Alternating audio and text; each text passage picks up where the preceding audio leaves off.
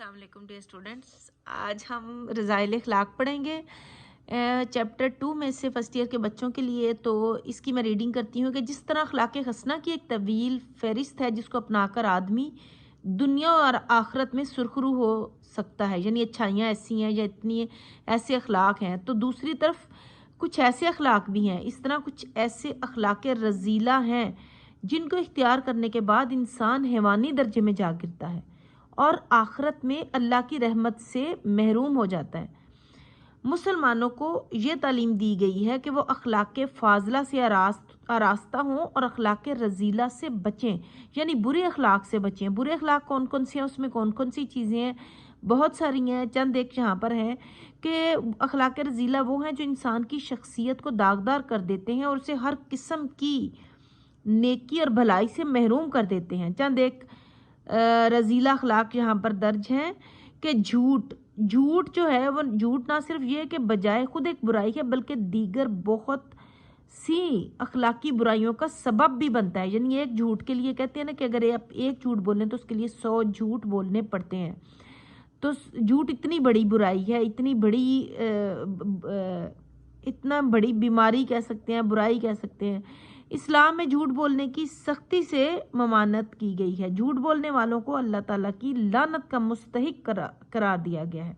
इन्नल्लाह ला यहदी, यानी कि बेशक अल्लाह ला नहीं यहदी हदायत देता, बेशक अल्लाह हदायत नहीं देता। मन हुआ काजिबुन कफ़ार, बेशक अल्लाह हदायत नहीं देता उससे जो झूठा और बड़ा नाशुक्रा हो।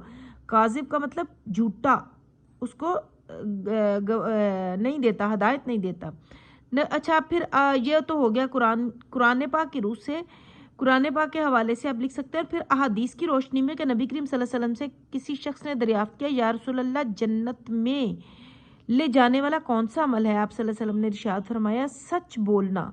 जब बंदा सच बोलता है तो नेकी का काम करता है, इससे उसके ईमान में इजाफा होता है और ईमान में ये इजाफा जन्नत में दाखिले का सबब बनता है। ज़ाहिर है जब इंसान सच बोलता है तो वो अच्छाई की तरफ जाता है। झूठ जो है वो तो सब बुराइयों की जड़ है ना। इस शख्स ने दरियाफ्त किया, या रसूल अल्लाह दोज़ख में ले जाने वाला काम क्या है? फरमाया, जब बंदा झूठ बोले तो गुनाह के काम करेगा, जब गुनाह के काम करेगा तो कुफर करता चला जाएगा और यह कुफर उसे जहन्नुम में ले जाएगा। झूठ का ताल्लुक महज जुबान से नहीं बल्कि बहुत से दूसरे नापसंदीदा आमाल भी झूठ की तारीफ में आते हैं।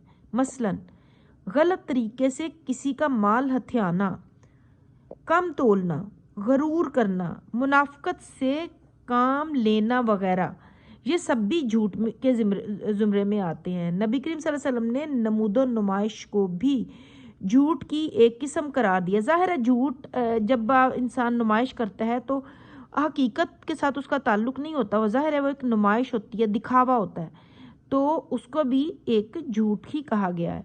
झूठ के नतीजे में बाहमी एतबार और एतमाद ख़त्म हो जाता है। जब कोई इंसान झूठ बोलता है तो किसी दूसरे शख्स के साथ तो उसका जो है वो ट्रस्ट उस पर ख़त्म हो जाता है, उसका यकीन ख़त्म हो जाता है। झूठ एक ऐसी चीज़ है और मुआशरती ज़िंदगी उजीरन हो जाती है। चाहे वो झूठ घर में हो, फैमिली में हो, बाहर से कोई दोस्त बोले, घर से कोई बोले, तो आप देखें कि उसका इंसान का उस पर एतबार जाता रहता है। मुसलमानों को चाहिए कि झूठ की हर किस्म से परहेज़ करें। तो ये जो है ये आपका झूठ का टॉपिक हो गया। इस पर नोट आ सकता है कुछ भी, इसमें थोड़ा सा आप इसको हेडिंग्स के साथ लिख लें तो ये बहुत अच्छा सा हो जाएगा। तो नेक्स्ट आपका गीबत है, तो इंशाल्लाह वो नेक्स्ट लेक्चर में हम पढ़ेंगे। तो उम्मीद है आपको अच्छे से समझ आ गई होगी।